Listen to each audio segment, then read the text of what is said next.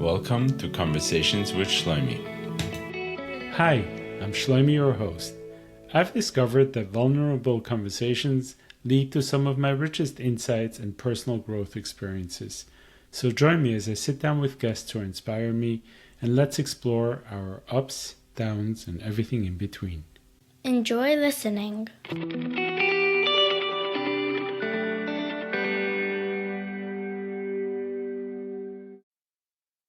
All right. Hello, everyone. Today I am sitting here today with my good friend, colleague, and mentor, maybe even Yossi Feigenson, a therapist in Crown Heights in private practice. And just sitting here, we're going to sit down and fabric about life today, as we've done many times. And I don't think ever in our conversations we've been disappointed with the outcome of the conversation. So here we go. Yossi, I just want to ask you, first of all, welcome. Thank you. Thank you, Shlomi, for having me. And I always love speaking with you, so this should be fun. Yeah. But I couldn't help notice when you were saying friend, colleague, and I had a hard time saying mentor. Am I or am I not? Good question. So first of all, absolutely yes. I was just looking for the word. If you want to go deeper, if this is like a Freudian thing, I cannot answer. But yes, I do consider you my mentor. Okay. Now I can relax. Okay. So I wanted to ask you, tell me a little bit. I know you. How do we know each other? We got to know each other. I was thinking about this morning. The first time I met you was sitting in Beis Binyamin at a table. And myself, I was living down the block, so I started davening there, and you guys were the young guys in the shul. And I hab sich zugechappet. Actually, I was curious, like, what did you think? I don't know if you first even remember, but what were you thinking? This kid from Switzerland is sitting down next to you, is like trying to be part of your crew. Like, So this was, what, 20 years ago, maybe? yeah. So I do remember us meeting then, but I don't remember having any of those thoughts you're asking about, like, who is this? As far as I was concerned, you were welcome, and any guy who showed up is welcome, especially someone like you. Kept it interesting, kept it fun. I don't have any of those memories, so if that's disappointing to you, I'm sorry, but I don't. I don't remember any of those thoughts. Could be a reflection of what I was thinking of myself at that time. But the reason why I was thinking about this incident also was because at that time, I believe, and correct me if I'm wrong, you were just starting a new job with Turo, or had started or had left. Starting school, possibly? Was this 2008? No, this must be 2001. 2001 is when I started going into real estate. That's probably what So you was going on then. changed I from, shifted from, I was part of a trading group. I see, and you were going into real estate. Okay. Yeah. So how did you end up in therapy? Like, bring us there. So I went into real estate for a number of years in various different places. I was a broker selling houses, renting apartments, commercial property. Apartment buildings were very hot then in Brooklyn. Development sites, really trying my best. I was told that I could be pretty good at it and be very successful. I was okay with speaking to people, understanding deals, analyzing deals, finding deals. My instincts were okay. But it seemed like if I'm looking at the big picture of my real estate career, there was something that was missing. There was something in the ears, that some stomach I didn't have for really what is required to do the real estate business. Not easy. You need a stomach. And Like for the risk, stomach for the risk, or well, I didn't take that much risk. I was a broker, but in a lot of ways, the broker is taking a lot of risk because you work on things and you work on deals and they don't end up working out. And you can have a run of, bad run of deals really. And eventually it kind of really stole my soul. And I said it once on a podcast, and people were upset with me that I said the real estate business is a soulless place. It's not what I meant. I really meant that for me, it was just something I could not, withstand anymore. I really had to make a change. It Really stole your internally. soul. It drained your soul. It drained my soul. And because looking back, I wasn't really a match for that. I just wasn't a match. Just this conversation, just want to take a quick detour. Like, how many people toil away for years in a job that they're not a match for, without ever knowing that they're not even a match for, or there is such a thing as being a match for a job, or that spiritually there's something that needs to align with your soul or whatever. The truth is, I don't know. I don't know you ask how many people, I don't know the data on this. I don't know the way I look at it is that somebody can be maybe in the wrong job, but they can be successful. They can be doing well, providing for their family, even doing really, really well. And they still may not be a soul match for what they're doing. They may end up speaking to us in therapy, kind of struggling with existential questions, while all along maybe there's something else they should be doing. But those people, that you can have success even if you're not doing what your soul is meant to do. And I don't always know. Not everybody has to be cut out to do an exact thing in work. I don't think it works that way. And we end up where we end up. Meaning you can be in a job that could be soul sucking. Let's say somehow you ended up as a warehouse manager, but you're a deep philosopher, but that's not going to be the place where you can use any of those skills. And that's okay. That's where you're at. Like a very, like, should you move? Should you try to move out of a place like this, or this is where you're at? I think a person has to examine their life at that point. I don't think the question is just, do I move out of this or not? It's not only when we're doing something that seems not to be a match, but we make a decision at 15 years old. He's from a family of doctors, and he goes to college and medical school. And he becomes a very successful doctor. Who says that at 40, 50 years old, it's still going to be suitable for him? He can be a very successful doctor. So I think it makes us examine other aspects of life. At that point, what do you do? I mean, there are people that you hear stories, you read stories where they just go and become a botanist or start making coffee beans because that's their passion, or have a farm. That happens, but it's not a mainstream idea. If you have a successful business or you're a successful professional, it's not that simple. You see it with lawyers a lot.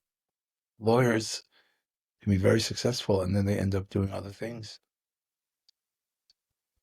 You see it probably less in other professions, like with doctors, but sometimes they stop practicing.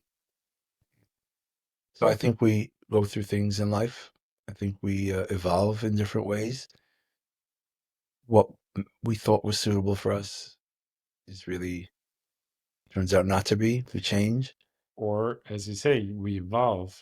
So let's say you had multiple careers over your life. Were they all a failure?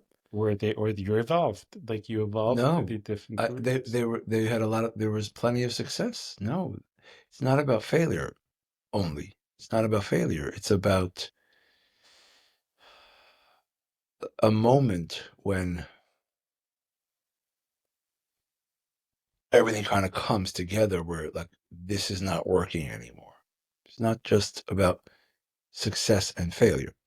Those things are up and down. But I feel like in my life, they probably also closely align with where I was at as a person. They were like all my career shifts. All my career shifts were, I think, synonymous, like with the internal changes of how I saw myself and how I experienced myself. And they served the right purpose and time, and they were the right thing. But at the end of if I went deeper, and I guess somehow in my process, that's what happened. Therefore, just being involved in regular commerce was very unstimulating to me. And therefore, I think I find myself today in the helping profession. But it wasn't always. No. As you evolved, it became a space for you that wasn't stimulating and meaningful enough for you. Or like the way I actually experienced it, it didn't feel right for my soul anymore. Like it felt soulless. But I also acknowledged that for many years it didn't, and it provided for my family and took care of my needs. And that's where I was at. I think there's a real life application to this conversation. I don't want to get too far away, too into the soul and what the soul wants. We sometimes, I think we have to realize that we're down here in this world, and the opportunities that are in front of us are there for a reason. And if we're not a complete full match for it, then maybe there's some bending towards something that we need to do. To me, sometimes there are moments that say, all right, it's time for me to step away from this. And moments of crisis, moments of change, moments of realization. A lot of young people today really talk about finding meaning in their work. I'm just not feeling it. They just want to feel it or make a lot of money. And for some, making money is easy and becomes the way they do it. It doesn't really matter what they're doing. They don't see that as a part of an extension of who they are. And some really want to find a lot of meaning in what they're doing.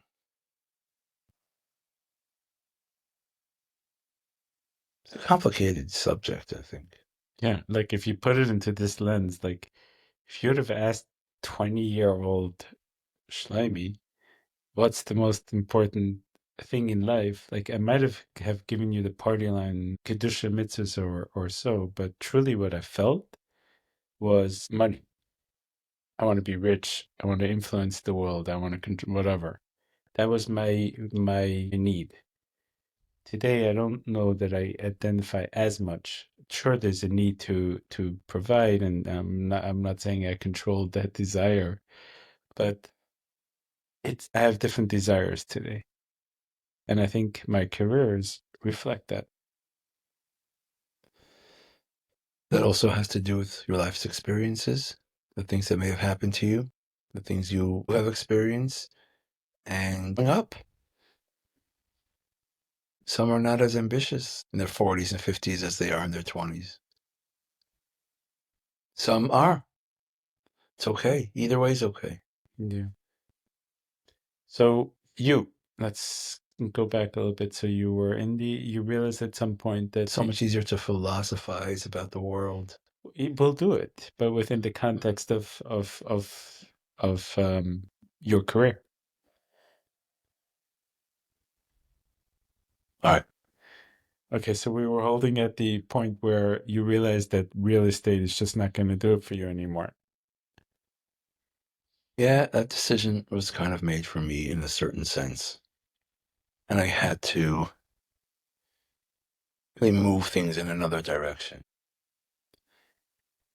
And I'd already had a bachelor's degree that I got years before. This is 2008, 2009 business. I was in Manhattan, leasing office space. And businesses were closing up all over the place. Really, really hard to find business at that time. I couldn't sit around anymore, so I had to make a tough decision. Go into an area which really there's less opportunity to make a lot of money and maybe make a living, maybe settle. They'll make a living, hopefully, but perhaps doing something meaningful that was meaningful for me. And I enrolled in mental health counseling program in Turo and started. And yeah, I could really talk a lot about it, but from the beginning, I knew I was home.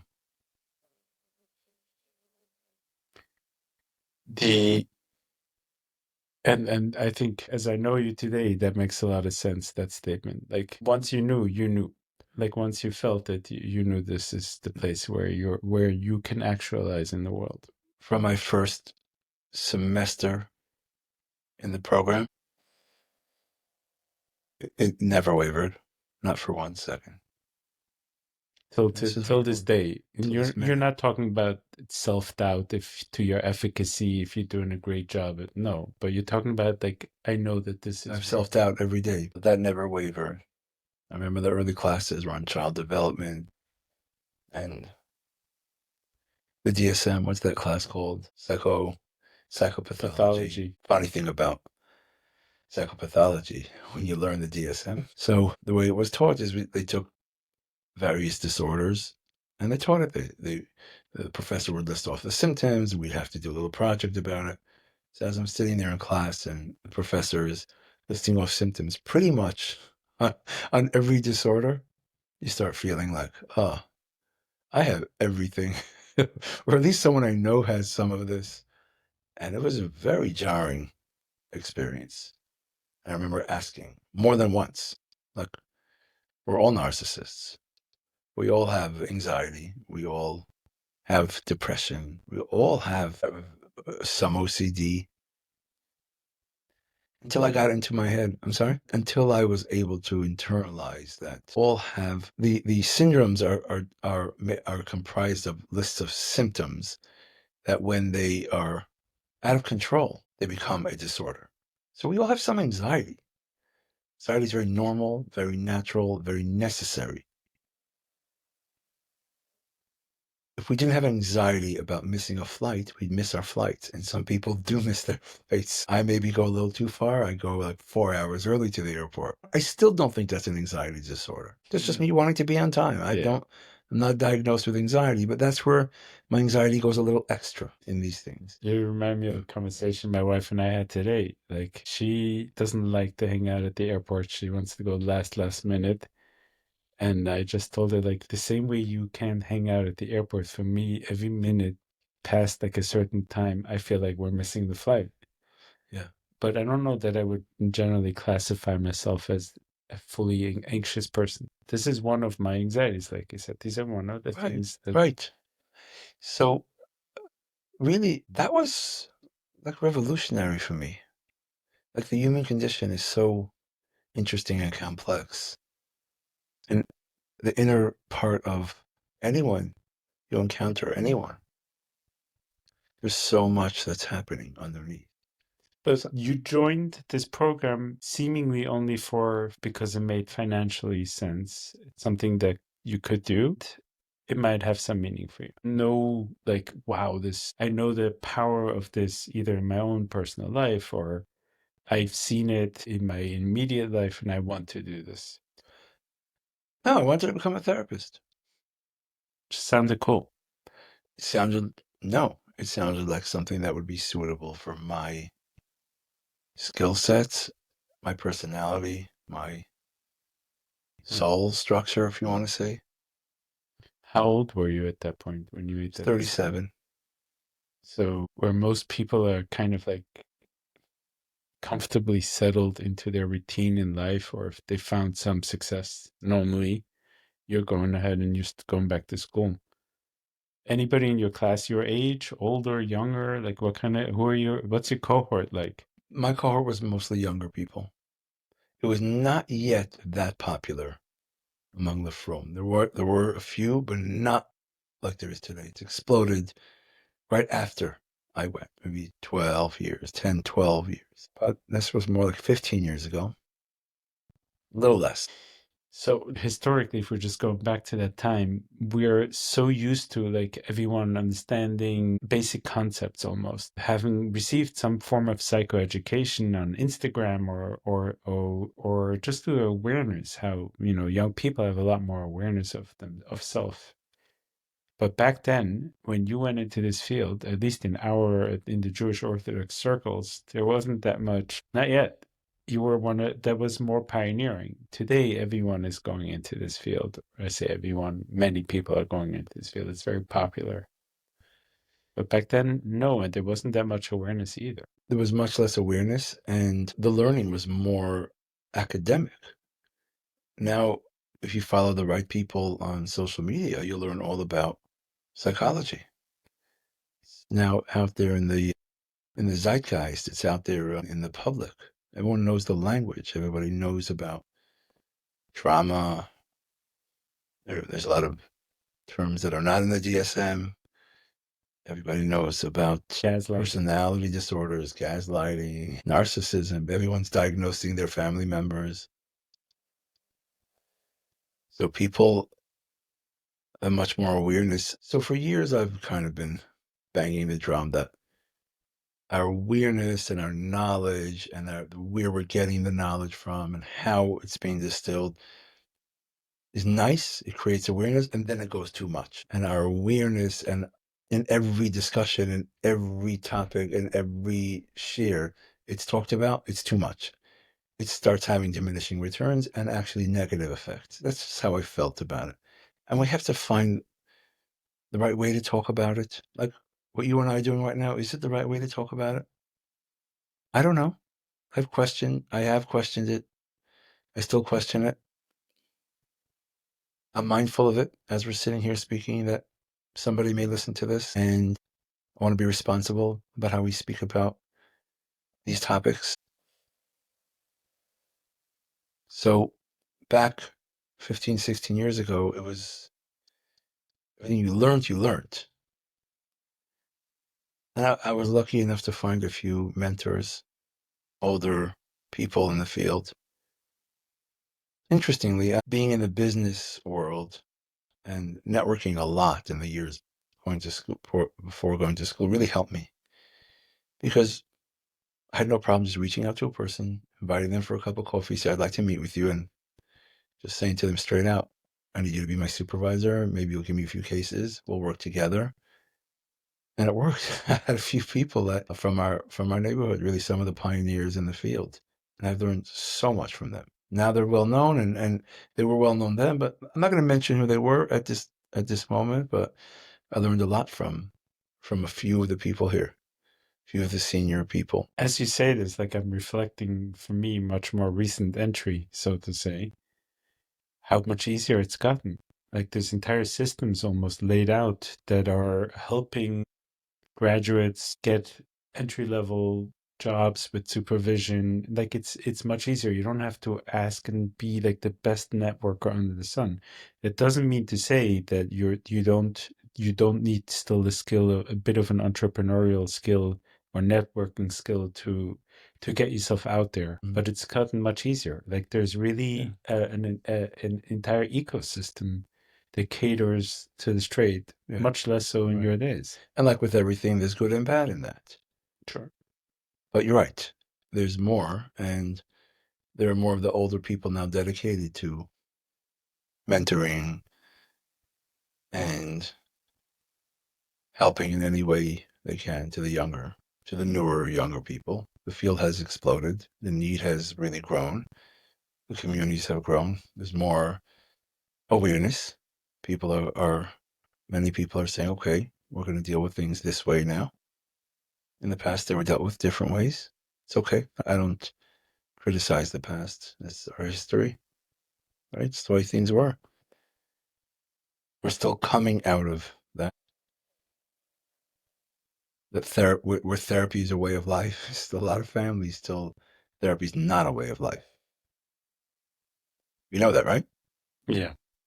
I'd like to even humbly say that even though I preach therapy as a way of life, I still, like, I'm a human being and have many moments at home where I don't live the way I preach. I wasn't even talking about that. I wasn't even talking about that you're not a perfect human being. I was talking about just going to therapy as part of, it's like going to the dentist. always go.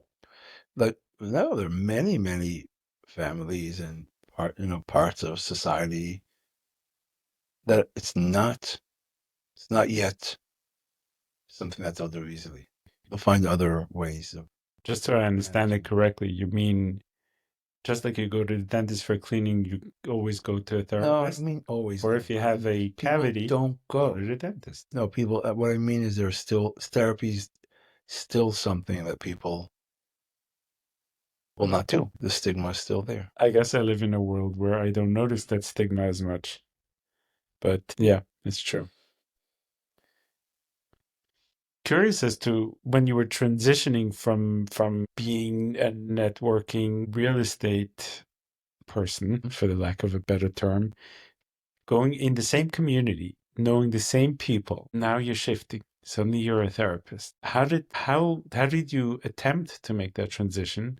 And how was that transition internally, externally?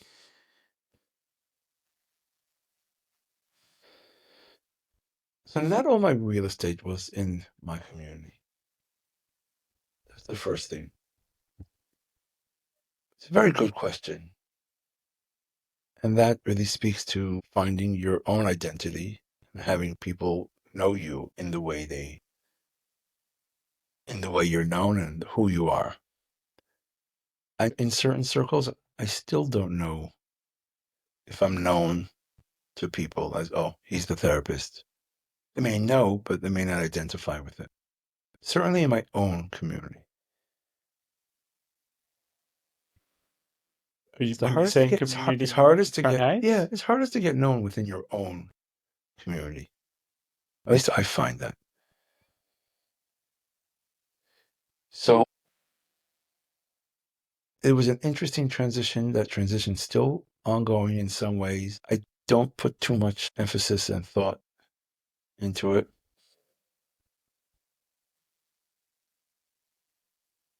I think it comes with your own identity. The bigger piece is really your own story. Who are you?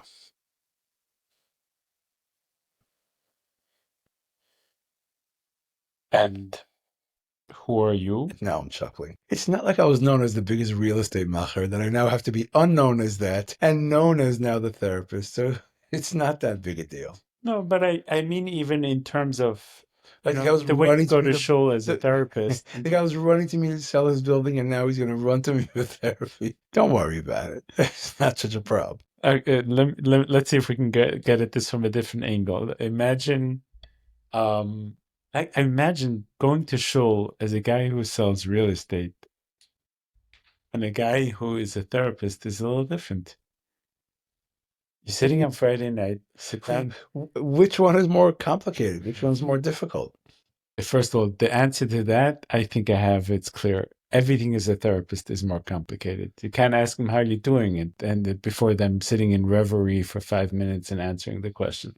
Everything is more complicated. But I mean, it's just a different shtel, like the way you show up in shul, no? I mean, the way you show up or the way others see you? Both. I'm curious. I think you're touching on a very big question here. Is when you show up to shul, how are you showing up? That's really the question you're asking. How are you being seen? How do you see yourself? And that, going back to the psychopathology class, how much social anxiety do you have? So you're asking a bigger question about how you're seen when you show up somewhere.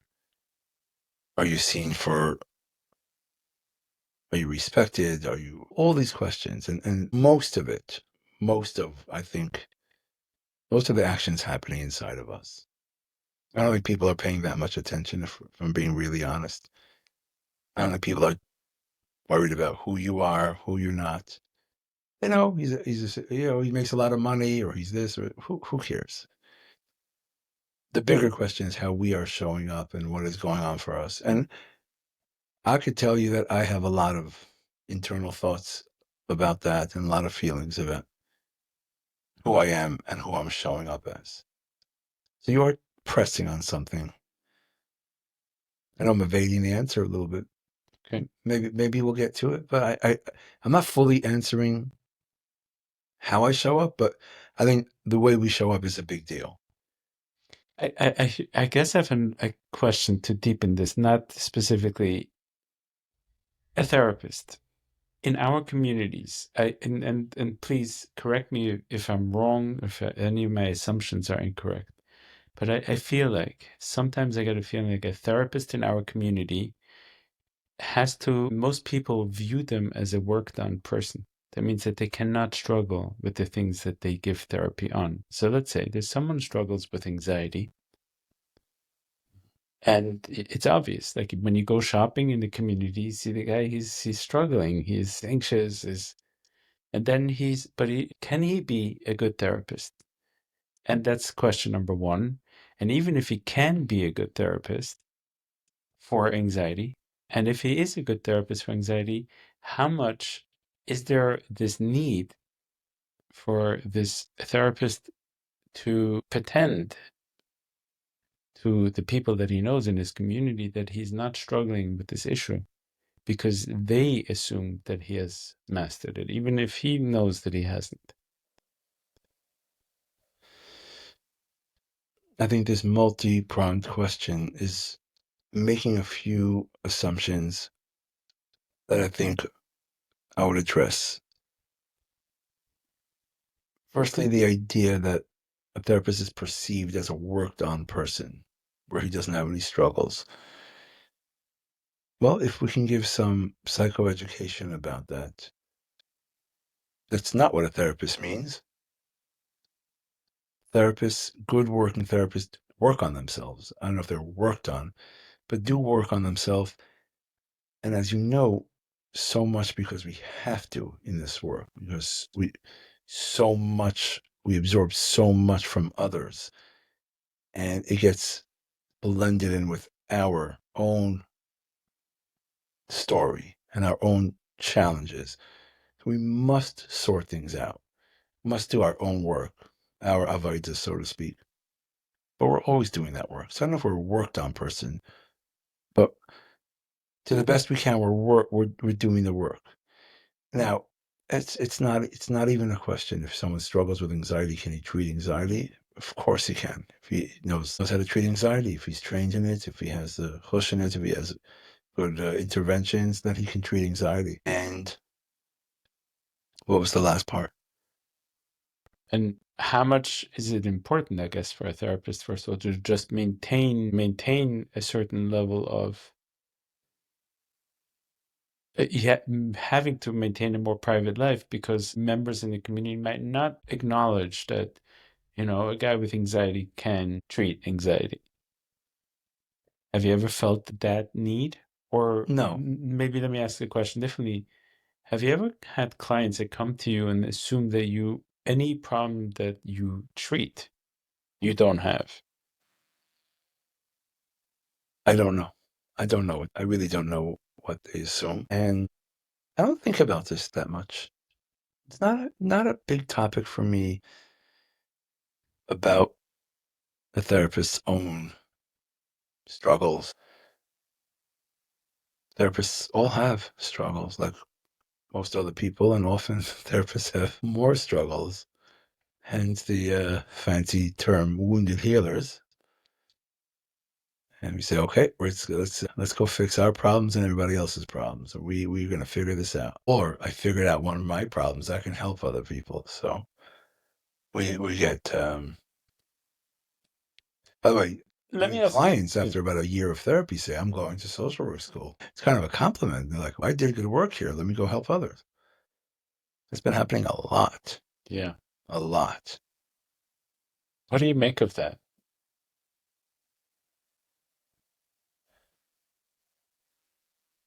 I think when we go inside, something special happens to a person.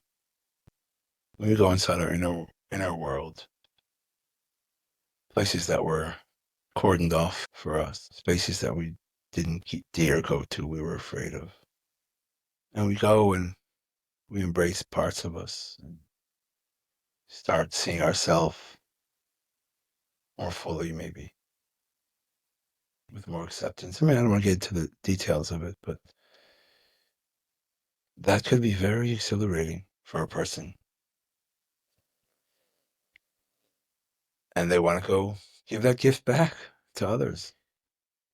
Do you think that's happening more now these days? Yeah. Why? More people are doing work. More people are in therapy. It's become very popular. Yeah. It's not only now cool to say you're in therapy, it's also cool to say who your therapist is. Like, I'm with that guy. I got in. I'm not on his waiting list. Are you one of those guys? No, I don't have a waiting list. Never did. Is that because you don't want a waiting list, or it's not how you see the world, or it's just not how it came about? Well, I don't have a waiting list because I don't have a waiting list. That's number one. I'm slightly irritated by that term waiting list, even though it's a real thing. Some people do have waiting lists. And Thirdly, I always find that when you think you don't have room, something shakes out, and within a week or two, you have room. Or you stretch the week a little longer, you stretch the hours. So I think it's a way. It is a way of seeing the world. It's like there's always room for one more. Hey, just really what came up for me when I said that and felt that. In my parents' house, we never counted cheers. About the amount of cheers that there were was not correlated with how many people were there Friday night. And there's always room for 5 more or 1 more. How? I don't know. You sit in layers. Some people sit in shifts. Who knows? So the idea that there's room for 1 more, maybe you have to wait a week. We'll get you in. There's a cancellation. We'll find a way. And if it works, you'll find your way in. I think it's more a mindset. And in terms of, okay, so it's definitely good for your clients as they're in their journey, because if somebody calls you and they've heard their friend told them, Yossi has helped me, go to him, and they know that it's good for them, that you're going to find a way for them in. What about for yourself? Are you stretching yourself too thin sometimes in order to accommodate that, or At times. And so what? part of the process, part Yeah, of being human? mostly I work hard. I work hard. Mhm. So what's your self-care routine? So you see a lot of clients, and the work that you do is clients share with you, like you said, their innermost self, sometimes with a lot of pain and sadness, just life incidents that you can't really change, but they're deeply saddening. How do you come home? Or what's your way of not taking all of it and externalizing it, but having a place to kind of letting it go?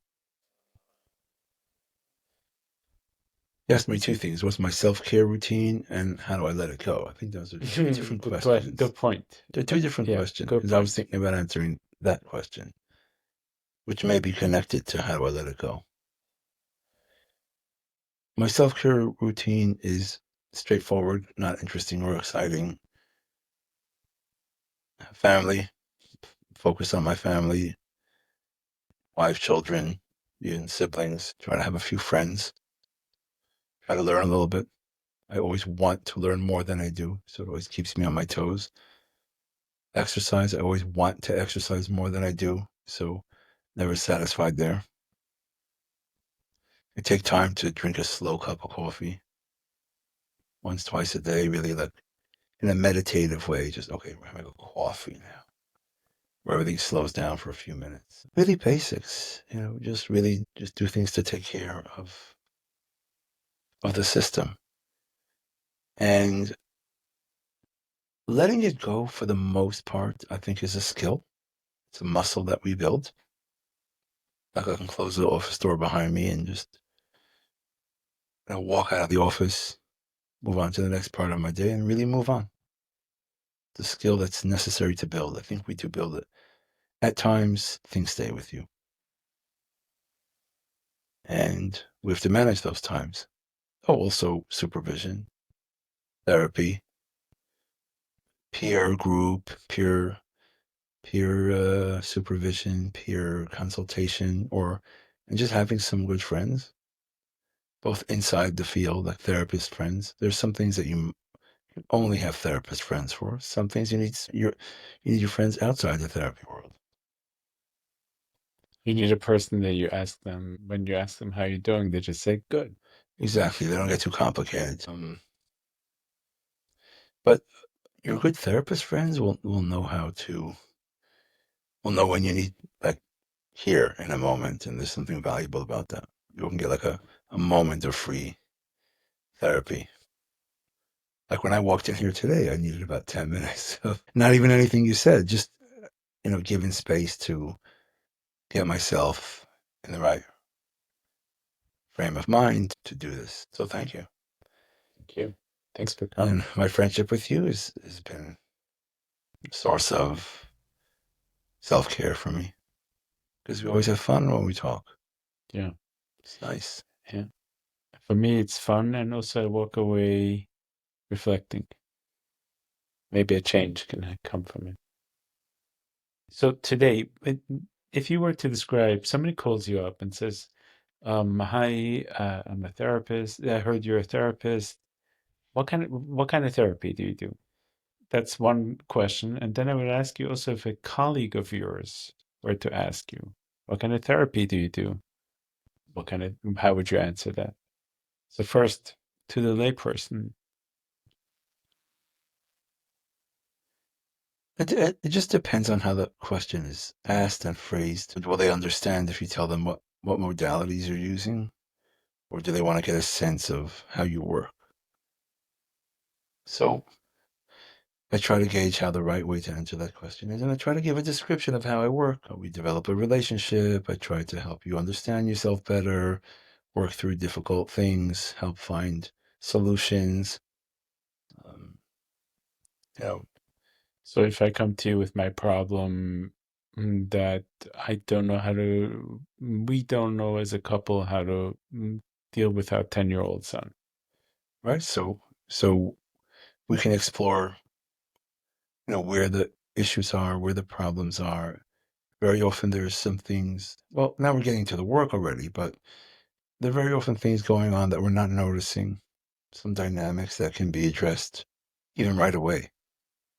Just noticing what may be happening. And how would you address the client's question? Probably following up at this point saying, so is it 3 times, 5 times? How many times? How many times do they need to come? Yeah.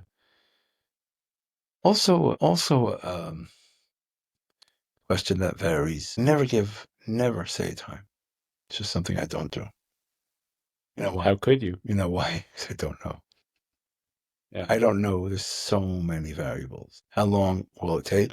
How long does it need to take? How long will the person last in therapy? So I don't know. It's how long you're asking me how long your internal process is going to take. We just don't know. Now we can gauge by years of data of how long people have been in therapy, but we also can't tell because will this person be in the category of a long-term client, or after 3 weeks will they go therapy? Move on to someone else. Will it work? Will it not work? Some people come for 2 months and they want more results. They lose their motivation because things aren't happening as fast as they would like, and they may be right. People really do want to see results, and they don't happen so fast. Do you feel sometimes that this psychoanalysis or psychodynamic form of therapy that many of us practice is taka not right? Like maybe there is a way to get these results much faster than this slow, explorative, find yourself process. So, fun fact about me, I just started teaching. I'm now Professor Feigenson. Sorry, let's restart the introduction. Welcome, Professor Feigenson, to our show today. Anyway, thank you. So I'm teaching a graduate course, social work graduate course in psychodynamic theory. So I've been spending a lot of time reading textbooks and articles on psychodynamic theory. So first of all, it's not one theory you're asking about. Maybe that's not the right way. What I'm finding as I dip my toe and my head back in academia, back in textbooks, and back in learning theory, and back in understanding everything, so much of let's call it psychodynamic theory. I don't know if we practice psychodynamic theory, but the principles and ideas are so much at the core of almost any therapy we do today. And those ideas are very much endured.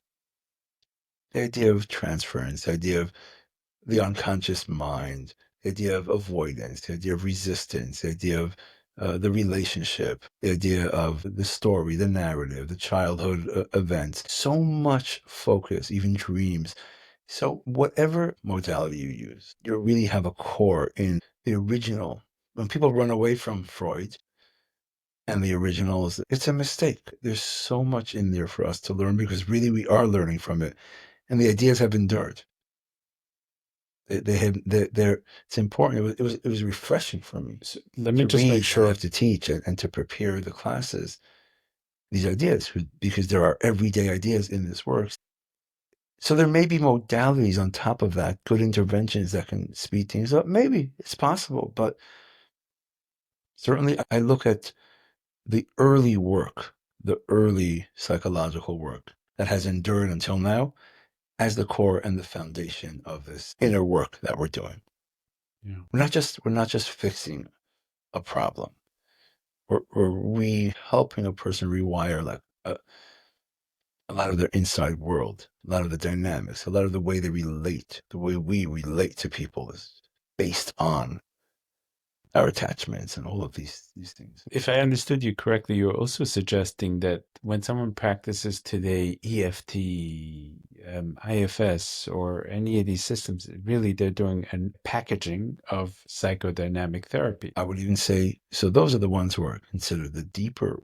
I would even say CBT, which is more structured, and DBT and ACT that have some structure to them. The foundation of the way to be as a therapist in the room and what to look out for in the relationship is there. I think it's almost the way therapies do. Almost no therapist today doesn't have some psychodynamic in them. You don't have to be a psychodynamic therapist. We have to label ourselves, but the ideas are just the ideas I mentioned. Is there any one of those ideas that don't exist in any therapy? So all the therapies have a lot of value. And I think as we grow up, we realize they've all built on each other. And it's beautiful because we can learn from all of them. And there's many people with many temperaments. Some people want a more structured approach to going inside. That's what some of us need. Yeah. It's not just tell me what to do. It's I need structure in where are we going? Is there a plan? Some of us want to go from one thing to the other without a plan, and we don't worry so much about content. We're just about the process. And as a therapist, you usually will practice the way you are as a person. So how do you find, so if I as a colleague were to ask you, or I'm asking you, so what's your style? What's your My style is as flavor? follows. DBT is an incredible modality. It is really brilliant. If you read some of the literature, read Charlie Swenson, Marshall Linehan, read their literature. It's incredible. The skills you learn, the how helpful it is, the mindfulness, the structure of it. You know why I don't do DBT? Because I was once listening to a podcast. Charlie Swenson had a podcast. He's one of the big Talmidim of Marshall Linehan. He had an incredible podcast called To Hell and Back. And he wrote a book. He's an amazing fellow. And he says, well, there are 93 skills in DBT. And I can't learn 93 skills. That's not for me. There's just no way. I'm so intimidated by 93 skills of DBT. No, thank you. I just can't. I'm sorry. It's way too scary for me. So as a person who is, so what are you? So, so I'm not DBT. So what am I? I very much follow the person-centered approach, which requires of the therapist to really have certain attitudes and stances in the room. I don't want to get into the whole Rogerian person-centered, but that's the idea is that it demands of the therapist to be a certain way, to set a certain frame in the room that a person can then explore and figure out what needs to be done. So that's why it's person-centered. It's really centered on creating a space for the person to do that. Now, in a lot of ways, that's a beginning. It's a foundation, and there are others. And there's the existential movement that really just wants to figure out your life. And some people, they just existentially need to figure themselves out. Existential doesn't work for everybody. So there's the person-centered relational through the relationship.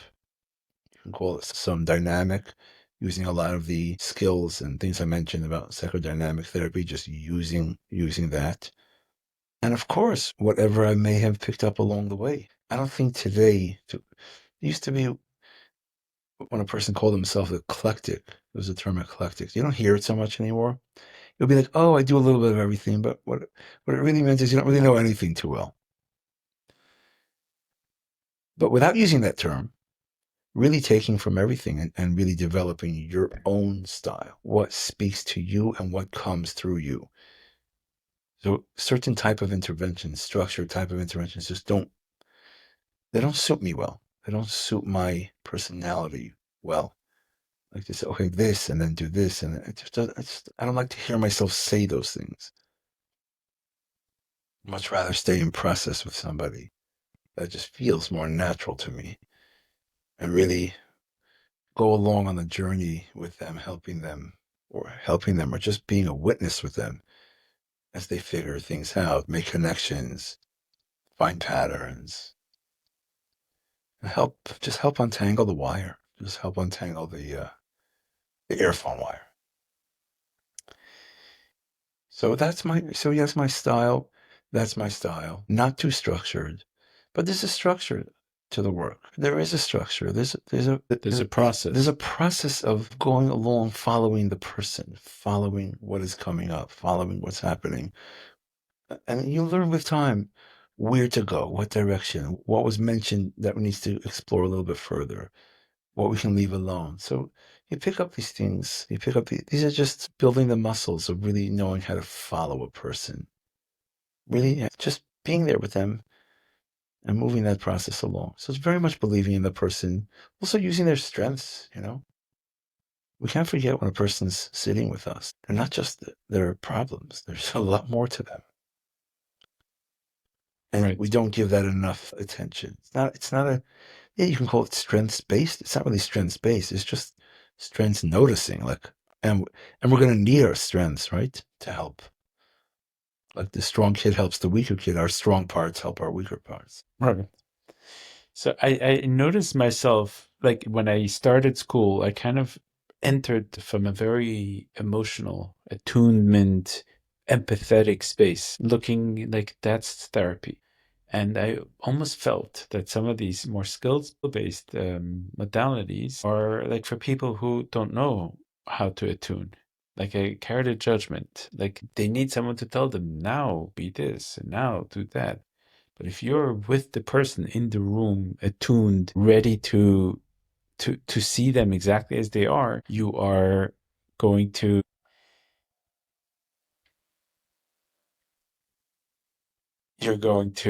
that you don't need those skills. And I've come to learn, obviously, that there was a very naive stance on my part, and there's a lot more to it, etc. But still, very much like you, I can't do skill-based therapy. It's not that's not how I synthesize ideas, how I deal with ideas, how I absorb data. And I can't do that for a person. Like if someone needs that, I can't be there for that. But what I can be is, like you said, I can be there with you in the process. Yes, there's structure to the process, but and I relate to that a lot. Maybe with a little bit less judgment to people who practice other modalities. I used to have a lot of judgment. And Baruch Hashem, I have a lot less judgment and even want to learn more. What you call skill-based. And you're right, it's not our personalities, both of us. That's why we got along so well. Here we are talking about nothing for an hour, and we seem to be perfectly fine. I've met people, I've come to appreciate people who get very good at this structure. Calling it skill-based, and they're really using the relationship, and they're really using the deep work is happening. That's what I think that's what there's always the collective need. And the collective has moved away from just, all right, your thoughts it's not a valid thought. We've adjusted that, but we haven't forgotten that. We've just said, you know what? That was for a certain time. I appreciate that. Now we look at our thoughts differently. We say, okay, probably have something to tell us. There is some remnants of something, as some reminder. That's where parts work comes in. But like, what job is he doing? What job is that thought doing? then we get to know it a little better. We can manage it better. So it's just maybe a newer, what they call a third wave way of looking at it, at what's happening. So you're saying that the third wave behavioral therapies are really also, they have a lot more, they're not just cognitive No, not at all. restructuring, etc. Not at all. I think as we sometimes fancy ourselves the dynamic type of therapist, we can take a look at some of the behavioral and structured ways of doing things and say, there's a lot of good and important things we all need to learn from all the different modalities and all the different ways of doing things and understand their function and not throw things away. Let's lose some of our arrogance, which we're trying to do, right? We're trying. I guess that's my and maybe now even clearer, that my takeaway after everything is that I know nothing. Not that I came in with a certain arrogance, like this can't be real therapy. And today I know not only that it can be real therapy, maybe I don't relate to it as much, but Right. it's just as valid as, or maybe even more valid, I know. You and I should sign up for a CBT. By the way, you don't even see CBT courses being given anymore. I took a training. But we should TFCBT. sign up. We should sign up for a trauma-informed TF. So it's trauma-focused CBT. CBT. I did the full training. I bet there's a lot we can learn from that. There is a lot, and there will be some skills that we will hopefully incorporate. I bet. Look at us, how reformed we are. Now we're flexing. Now we're flexing how much work we did on ourselves. No. Right, get over yourself. Yeah. So bring it back. Are we doing it? We're going to do CBT. So I have to commit right here. No. But I think it's a good thing for us to think about. Yeah.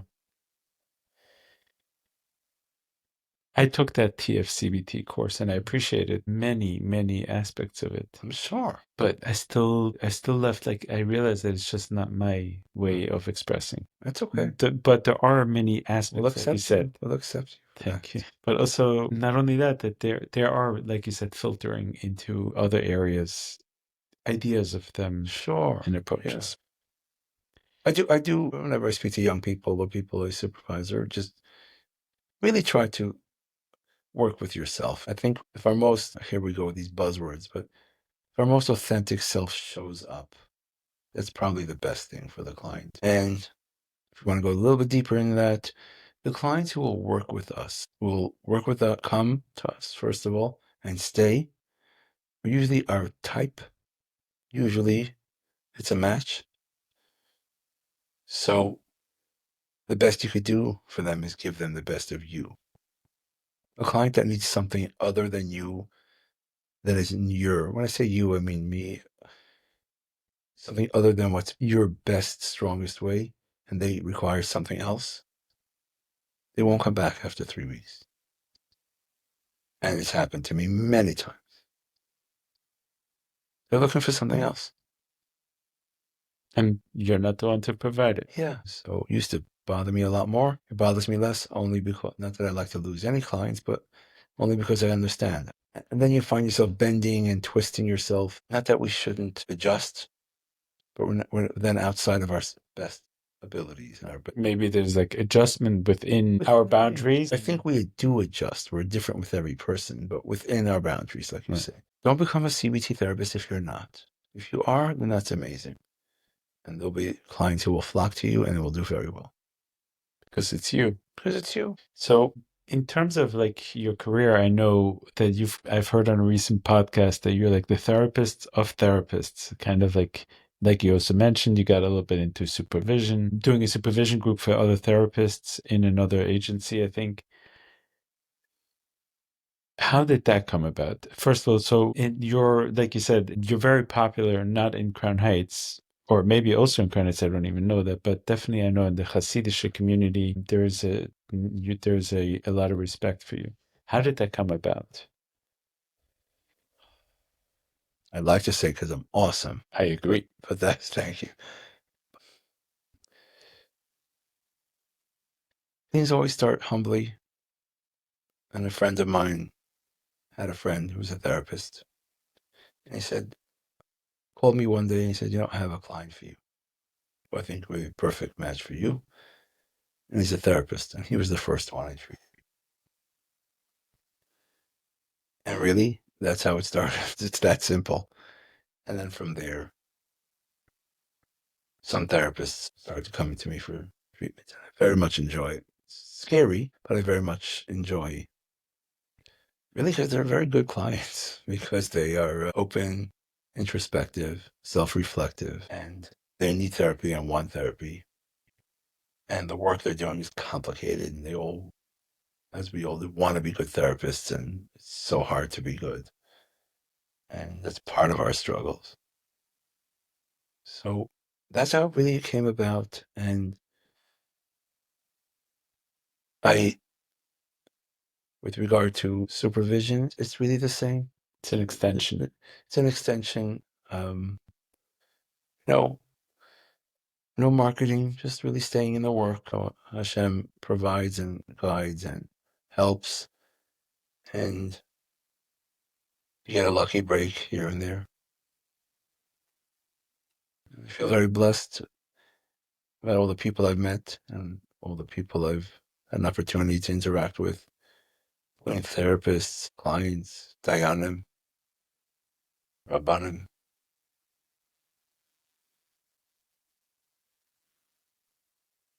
Just in the work. Sorry if I didn't have a more interesting answer. Who are you sorry to? I'm sorry to whoever is going to listen to this and wants to maybe hear a path of how one can get known and do it and just really progress and grow in the field. I think I would refer very much back to something you said earlier, be your very best self. So the truth is that's not an easy message. Mostly we do want to market ourselves. We do want to be known and get out there, do podcasts like this, become, someone who has what to say, who gets known. It's not always the best way.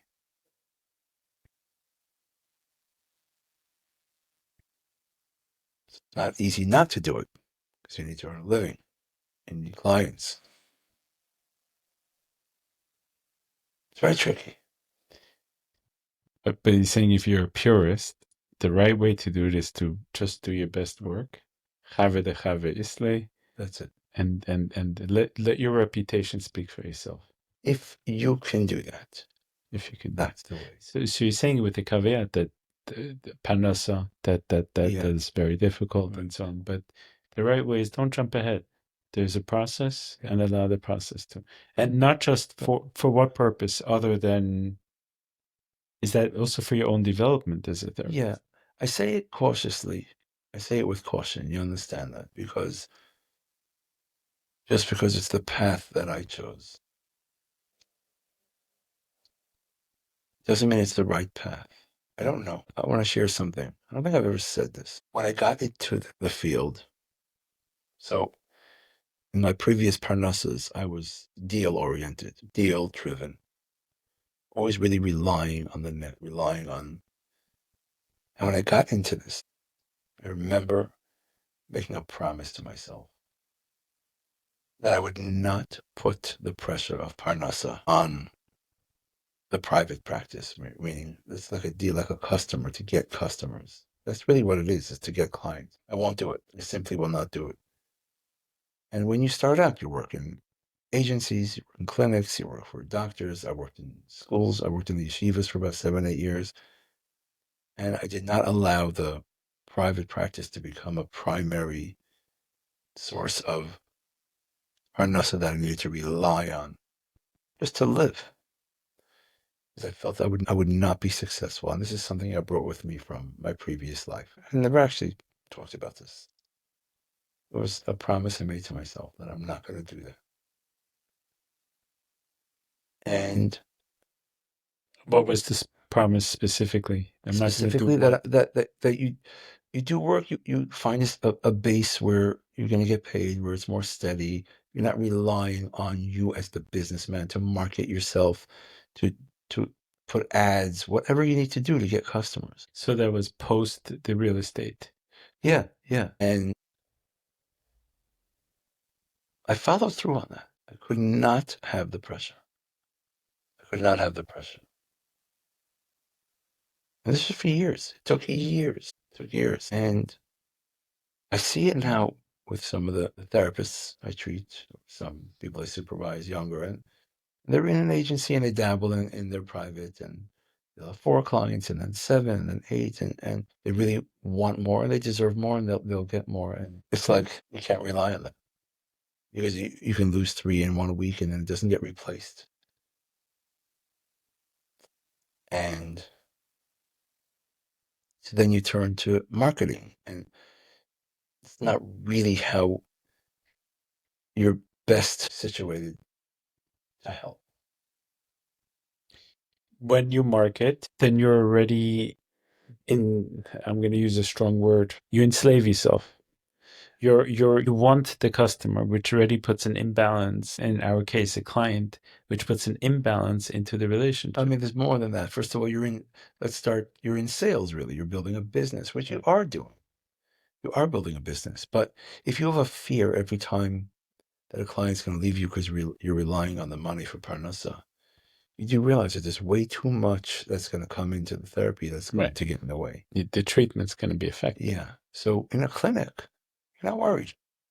That's how it should be. There's sometimes, this is not an easy thing to talk about, really. This topic of how to go about building oneself.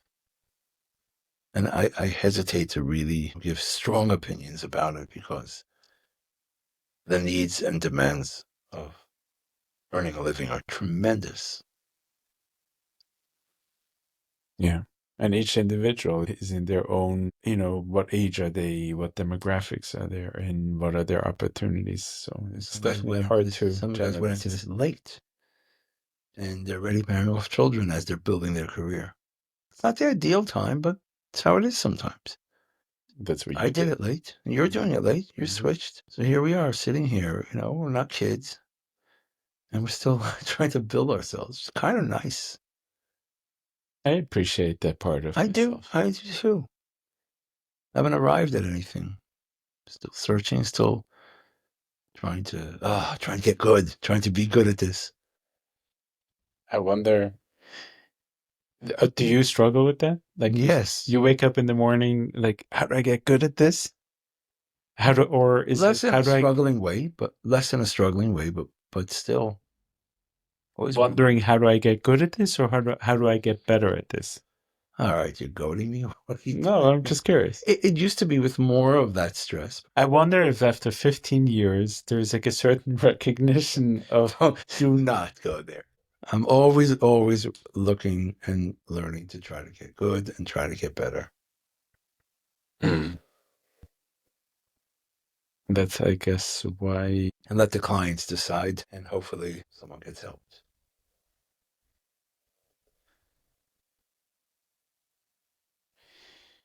You recently lost your father. I remember him as when you had said before that, like, always want to learn, always feel like I'm not learning enough. I feel like that's the image I have of your father. He was always learning. Like, he did in the summer when he used to visit us upstate, always found him basically a shiur, learning, a sefer in his hand. Yeah. First of all, you didn't warn me that you were going to say that. And you just drop that line question like that. I don't even know if I asked the question yet. I know, but I just needed a moment. Sorry. No, not sorry at all. It's a good reminder. We forget it sometimes, and you don't have to be sorry. Yeah. So, how is it? I'm sure there are moments, at least, where you need to be with self to process the stages of grief or the grief. And you're sitting with a client, and there might be even a moment of countertransference or something. How do you hold space for both of those experiences simultaneously? Have you canceled any clients?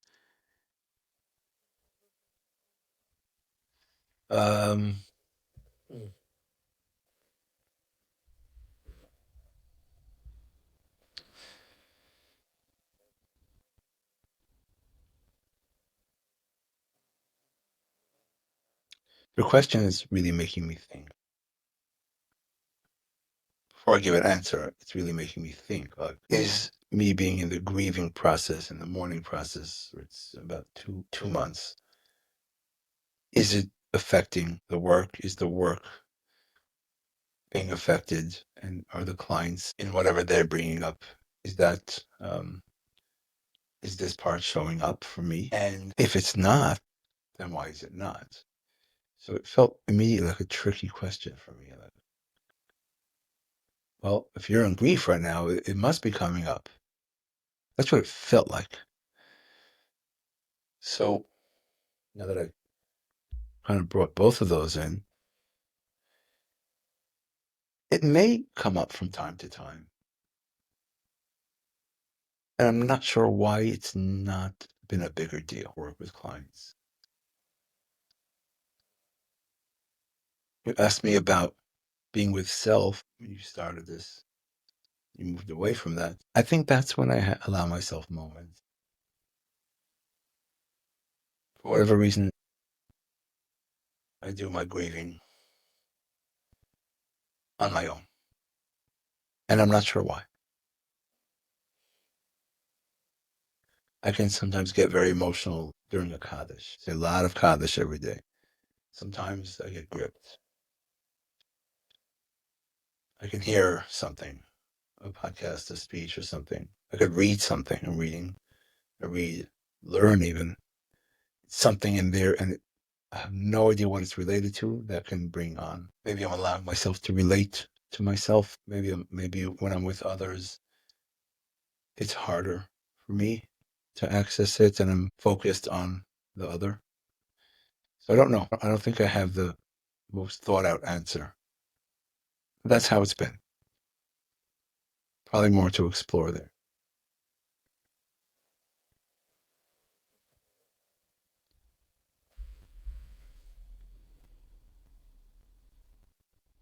How is it to, first of all, to have the relationships in your family after, and obviously answer this to the liking of,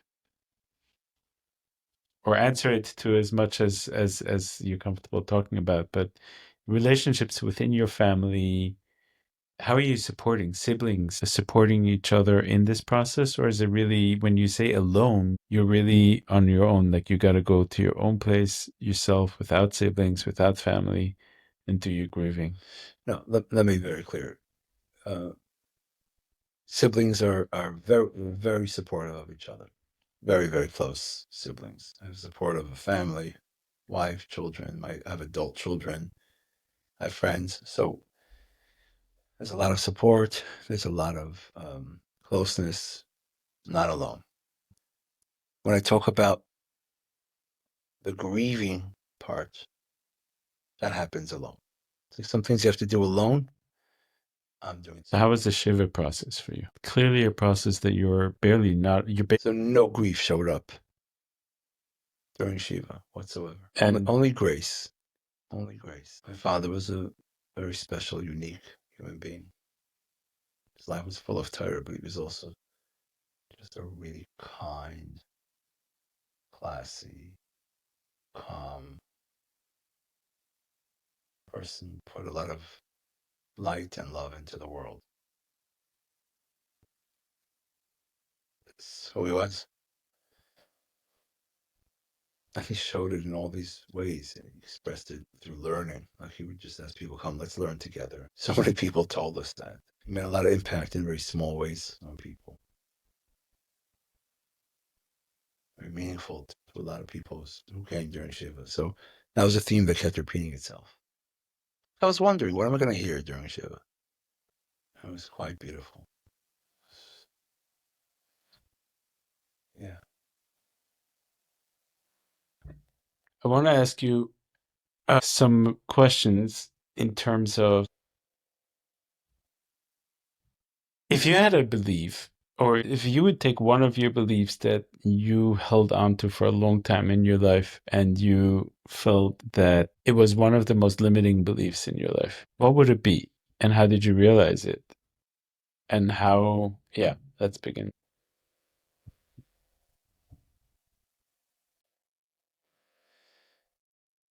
That's a very interesting question. A limiting belief that A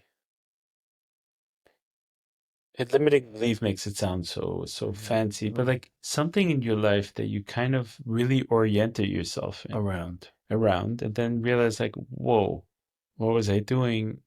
And it really shifted everything.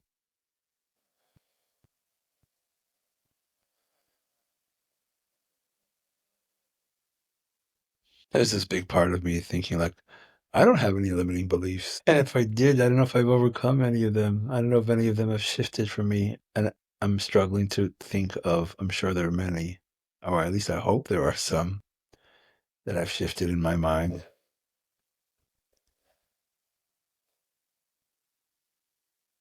Wow. Why am I struggling so much with this question?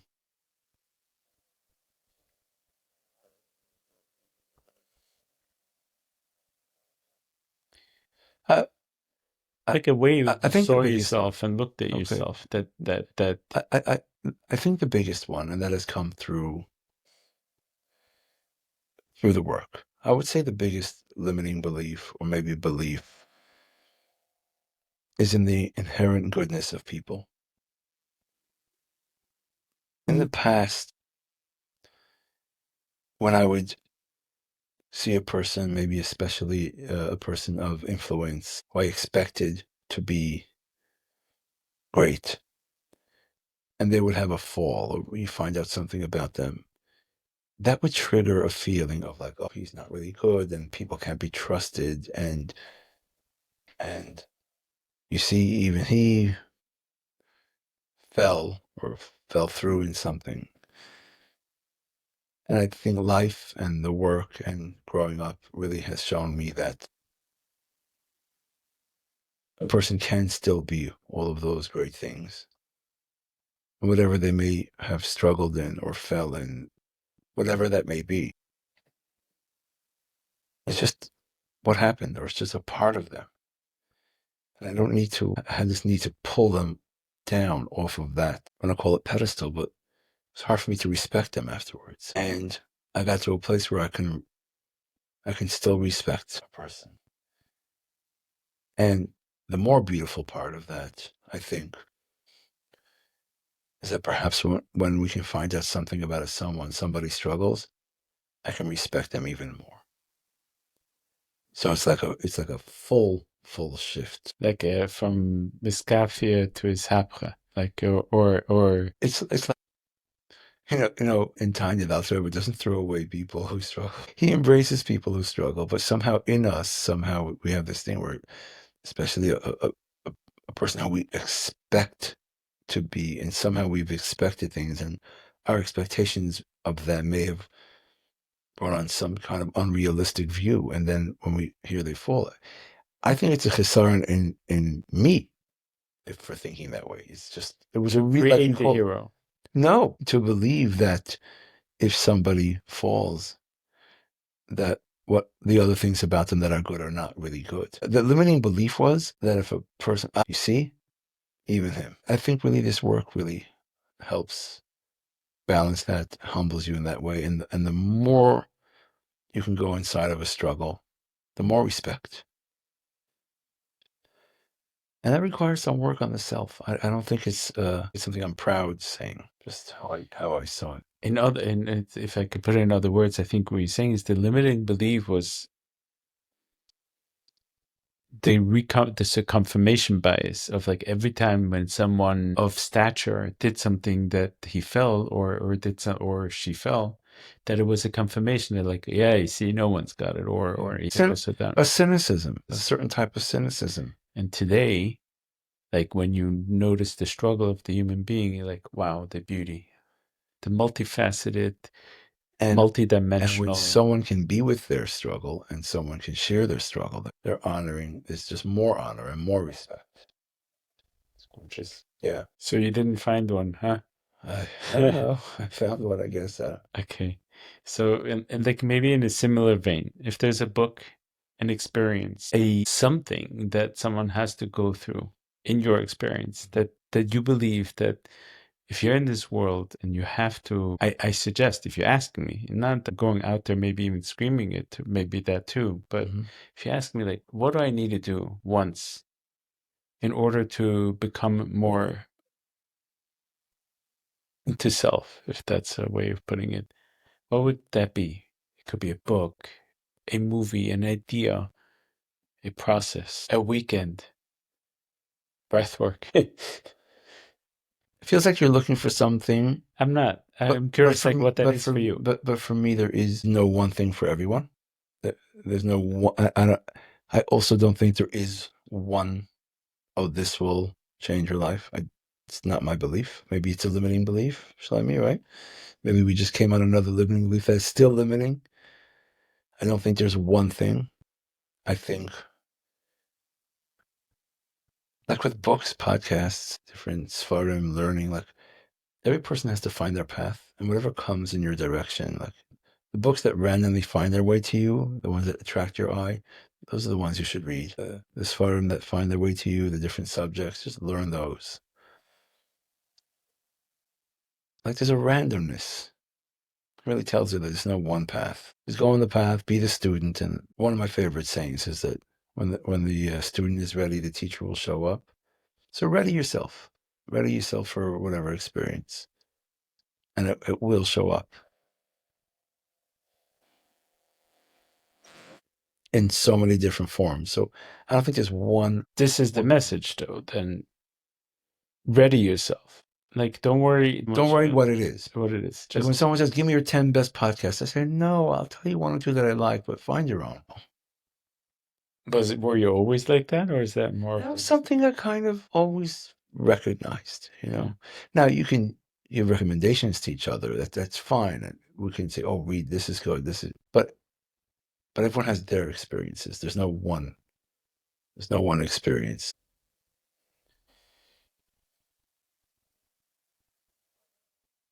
So the other question I want to ask you is a habit that you've introduced or a ritual that you introduced in your life that's really had a huge impact in your own self of the way you showed up. And maybe you could share it with other people, or maybe it helped you in terms of clarity or mental health, mental well-being. A habit that you think, hey, if you ask me for one of my habits that I've adopted in my life, this is a useful one. Again, here I'm going to have a hard time answering this question because I don't really develop habits. It's not my way. Most of my habits are probably bad ones. I don't say I've developed this one good habit. I wish I could say that, but I can't. Any habits that, let's say, you mentioned before, you like exercising. Have you always? It's not a habit. It's just something I do. Something you do. Yeah. My habits are probably negative habits, not positive ones. What about a ritual then? I have coffee with my wife every morning. There we go. And what does that do? Can you describe the benefits of this ritual in just very practical terms? It's very grounding and connecting and reassuring somehow as we go out to take on the day. And whatever happens in that day happens. It's 15 minutes. So it allows you to, meditatively drink a cup of coffee. Coffee's not about the content. Coffee's a process. We didn't talk about content and process, but coffee's a process, not content. We should talk about that first. I need a cup of coffee now because I need like a cup of coffee now. Right. So you can drink a cup of coffee, just in short, to get into the idea of content and process. You can drink a cup of coffee because you need a cup of coffee and you need a booster. Because coffee's delicious. It has caffeine. But you can also drink a coffee being very conscious to the beauty of the part, sitting with it, slowly sipping it, and giving it the gift of intentionality. And that is very different. So I see that in coffee. Some people are beautifully able to do that with so many parts of life, like a meal. Some people, their meals with so much intention, sitting and learning, opening a sefer, walking in the street. Yeah, just making a bracha on every food Making a is bracha. it truthfully Yeah. is just before I Yeah. bite into this fruit, or let's say, and just take from it and just like, okay, now I'm nourished. I take a moment and say like, wow, look at the process. Yeah. Look at who made this. Look what it does for me. And when I bite into this food, I'm gonna say, wow, how delicious. Yeah. That's into the gift. Now we're tripping into a whole other area here Yeah. of intention and of the meditative presence quality of rituals, habits. Yeah. It's making me think I should develop some good habits right now. That's what I'm gonna go do when we finish this podcast. Get one Go quick. find a habit. Yeah. Is there anything else in terms of that you want to either ask or share, or before we kind of close this up?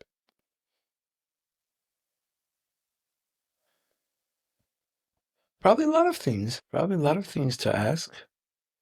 Would love to know what you want with what you want to do with this podcast. I just looked at my watch. Maybe you weren't ready for that. You don't have to answer, but it was really what I was thinking. You don't have to answer the question. I'm sure you will get it out there to your audience. It's what I was wondering about. I'll tell you in What short you want. what Yeah. it is. I believe that these conversations in my own journey in life have had the biggest impact.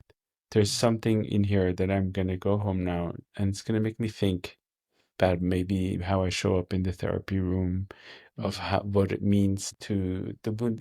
I'm not sure yet, Right. but I will walk away from here wondering, reflecting. And this space has something really beautiful to it. There's very little interruption, which is something very scarce in today's date. Wow. And having the honor quite literally to sit down with you for 2 hours and talk, that brings it to a deeper level that honors our friendship. That's what I want from it. Wow. So I would want to add to that, as you said that, and we brought up the process and content, this conversation really was a process. And you really asked me some questions that made me think, made me feel. I think you noticed that a few times. Made me reflect. Don't have all the answers. I don't really have any answers. I'm looking for answers. I don't want to sound like that, but I don't want to be cliche, but you know what I mean? Really trying to find, but sitting and schmoozing in process is nice. It doesn't matter what we said. Like, well, I questioned some of my answers, like, maybe, but I don't really care. It was nice, 100%. right? Yeah. And one way or another, certainly we benefit from it. Maybe someone else could. I don't know. That was not what we said. Oh, wow. Okay. Do you know something that you say about the way you conceptualize it? Like the saying comes to my mind, like when you meet the Buddha on the road, kill him. Right. Which means like if somebody sells you this idea that you arrived, you got it, you're here, Right. you're it, you got there. Yeah. Just that idea is a nix because we're supposed to be working the entire day. We don't arrive. We don't We arrive. don't arrive. Yeah, we don't arrive. And I think We're that traveling. the sense I got from this entire conversation from you is like, I don't have to arrive as a certain type of therapist. I don't have to arrive in what type of therapy I give. I don't have to arrive in anything. I'm a student all the time. You got Like, that? I really got You that got that? sense. I like that. Yeah. I'm not even sure I intended that, but I'm glad you got that. Yeah. That helps me see it that way. Maybe I just didn't have good answers. I think that itself is very beautiful. You know, You like can find beauty in it. who doesn't get on a podcast and have to have all the answers? Like I'm the guy now. Has Right. all the answers. Right. What does it take to get on a podcast? I don't know. Well, to have good friends who are making podcasts. Yeah. Yeah. All right. I think we'll end it here. And This was a lot been of pleasure. fun. Yeah. So maybe the next conversation will be without headphones. I wonder, can we? First of all, yes, we can, but I wonder, can we honor ourselves to give ourselves 2 hours, We've done put it. away our phones? We've done an hour and a half. We've done it. That's truth. Truth. We've done a few. We'll continue to. There's value in it. There's learning. True. Yeah. And there's friendship. And that's important. Yeah. There's not enough of that in this world. Thank you so much. Love you, brother. All right. Love you too. Take care.